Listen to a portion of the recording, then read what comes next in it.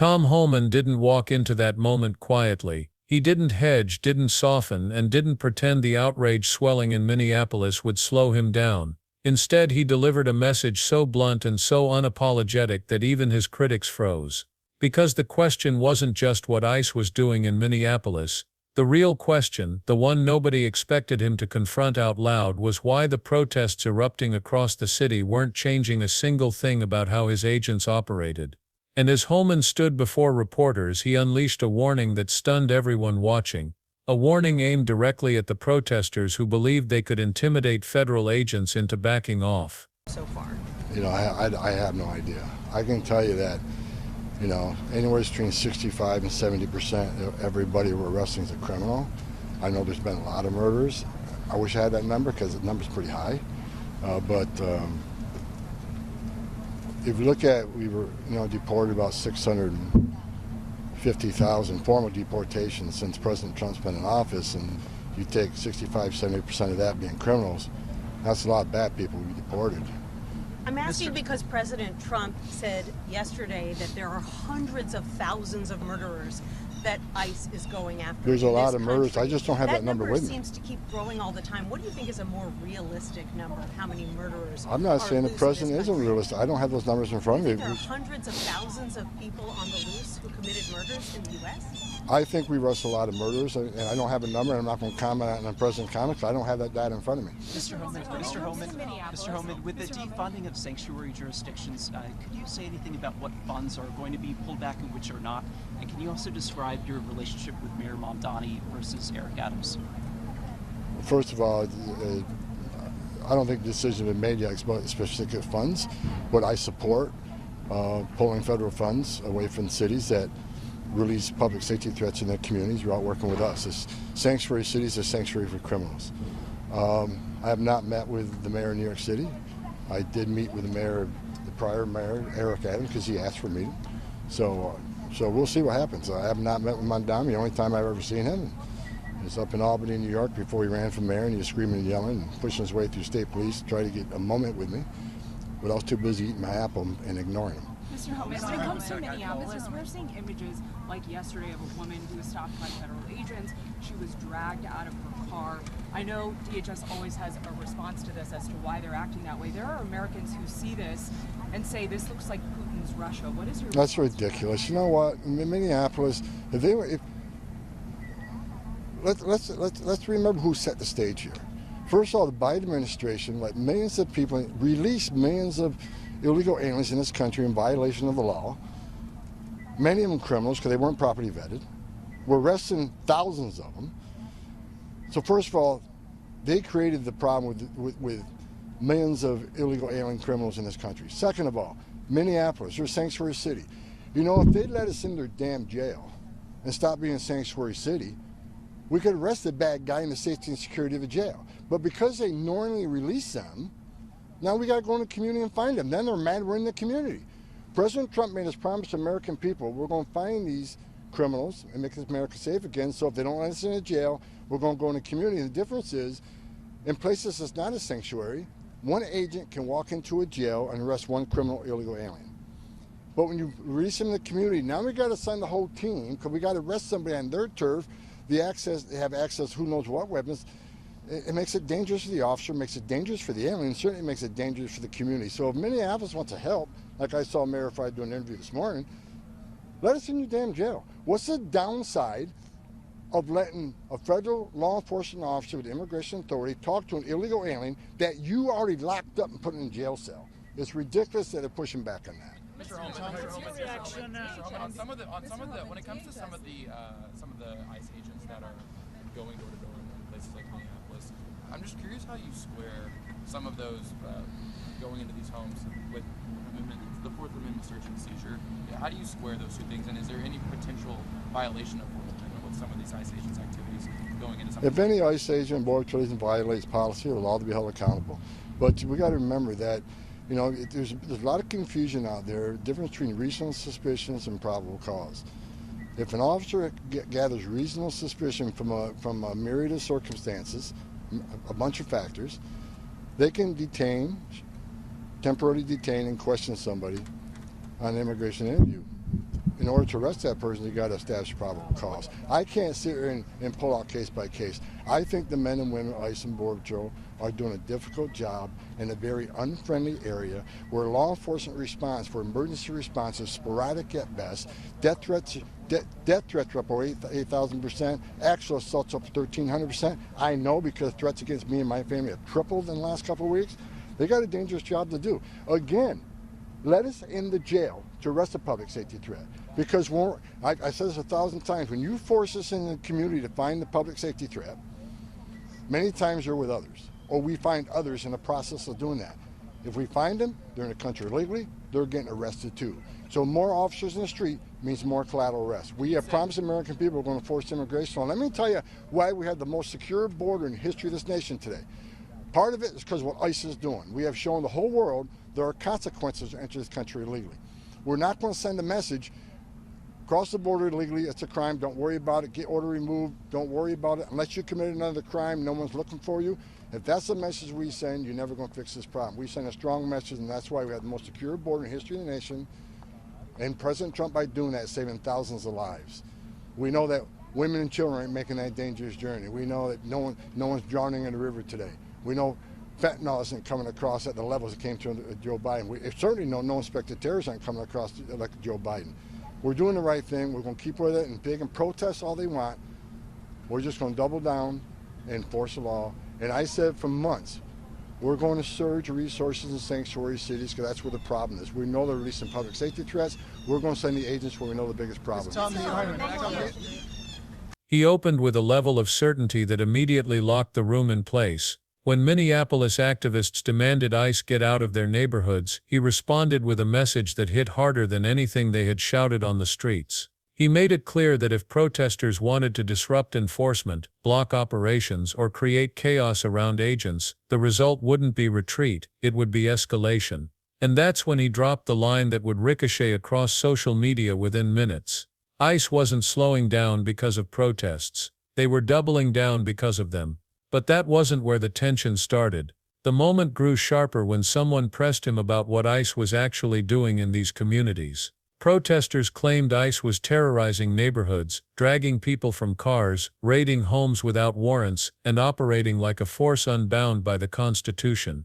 Minneapolis residents said federal agents were acting like a security force from another era, unrestrained, aggressive, and unaccountable.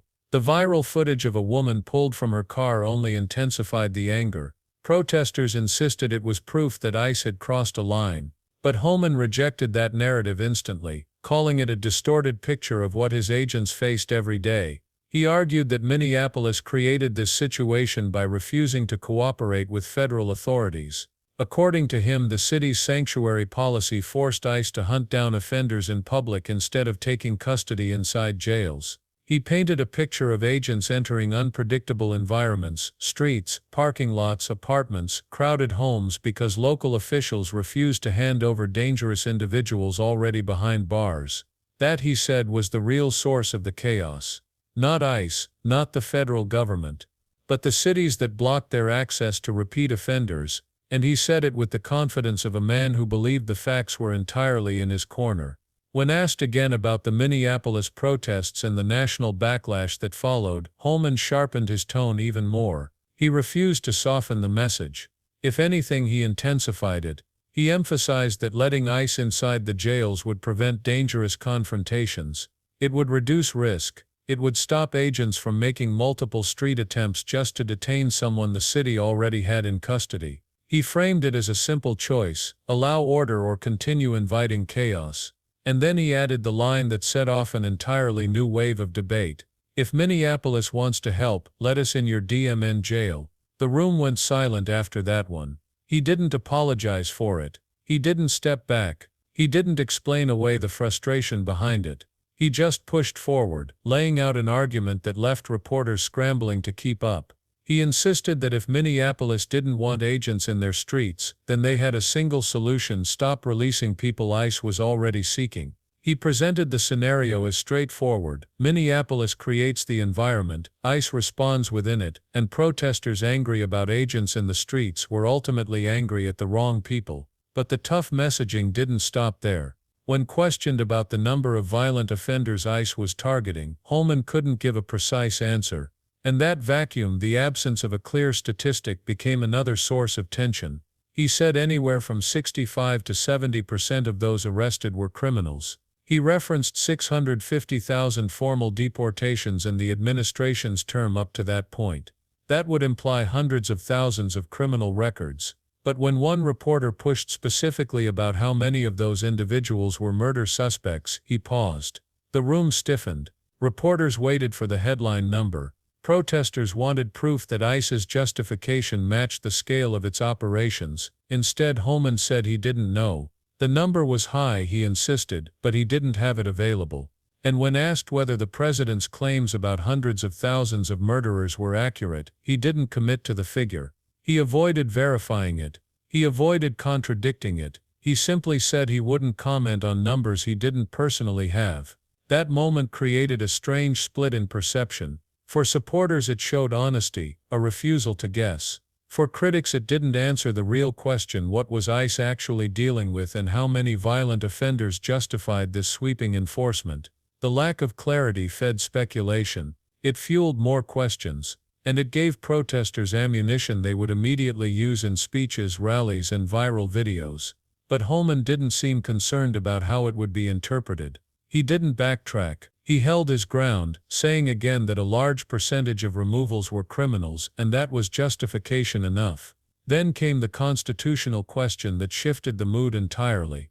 A reporter confronted Homan about ICE agents allegedly entering homes, going door to door, and detaining people without proper warrants.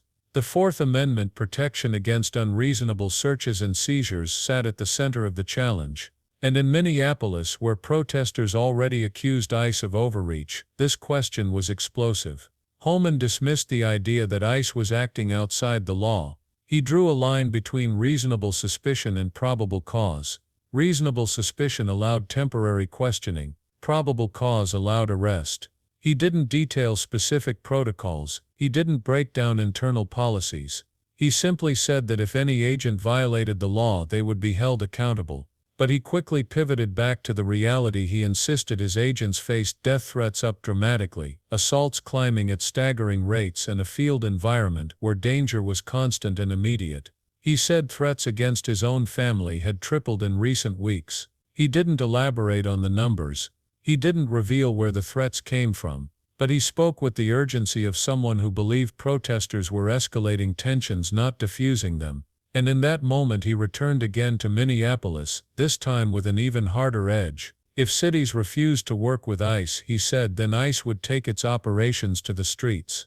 If protesters attempted to disrupt enforcement, ICE would adjust, reorganize, and send more agents. And if activists wanted to pressure him into backing away, he warned that their protests were producing the exact opposite outcome: more raids, more arrests, more federal presence in the areas they were trying to defend. He described street operations as inherently more dangerous, not just for officers but for the individuals being detained and for bystanders caught in the middle. He said that when suspects were released into the community instead of being transferred from jail, ICE had to bring large teams to ensure safety. He stressed that weapons could be present. Other individuals could interfere. Collateral arrests could happen because agents encountered multiple people during operations. It was an unpredictable environment, one he blamed directly on local policy choices. The message was unmistakable: show us the jail access or accept the consequences. But then Homan took it one step further. He declared the border the most secure it had been in the nation's history. He credited strong enforcement for reducing dangerous crossings, minimizing drownings in the river, and cutting the flow of harmful substances. He said fewer dangerous individuals were coming through undetected. And he framed ICE's actions, especially in sanctuary cities, as essential to preserving that level of security. He portrayed the agency's mission as a critical public safety effort, not a political one. And with every sentence he reinforced the idea that critics weren't just wrong, they were undermining the country's progress. Protesters in Minneapolis claimed ICE was destabilizing the city. Homan argued Minneapolis was destabilizing itself by refusing cooperation. Protesters said ICE was causing fear. Homan insisted ICE was eliminating threats. Protesters accused the agency of overreach. Homan accused city leaders of shielding dangerous people. The divide was stark. The message was blunt, and throughout the exchange he never softened his tone. As the questioning continued, one reporter asked whether the protests themselves would influence ICE strategy. Would the loud public backlash push federal officials to reconsider tactics? Would the agency pull back to reduce tension? Homan didn't hesitate. Protests wouldn't change the mission, he said. They wouldn't intimidate federal agents, they wouldn't shift priorities. If anything, they would convince ICE to surge more resources where resistance was strongest, because those areas, according to him, were exactly where dangerous individuals were being released into the community. He framed ICE operations as a direct response not to protest pressure but to the public safety risks created by city leadership. He insisted ICE wasn't going anywhere, not in Minneapolis, not in other sanctuary jurisdictions, not while local officials continued refusing cooperation. And that's when he delivered the message that Minneapolis protesters wouldn't forget, a message so pointed and so confrontational that it instantly became the defining moment of the exchange. He said the protests meant nothing to him operationally.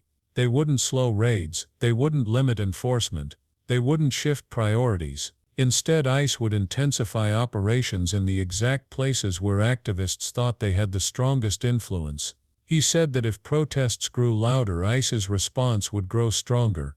If activists tried to block enforcement, ICE would bring more agents. If Minneapolis wanted to challenge ICE, ICE was prepared to challenge back. It wasn't a negotiation, it wasn't diplomacy, it was a warning. And as he moved toward the end of the exchange, he drove the point home with one last statement. ICE made a promise to the American people, he said, and they intended to keep it.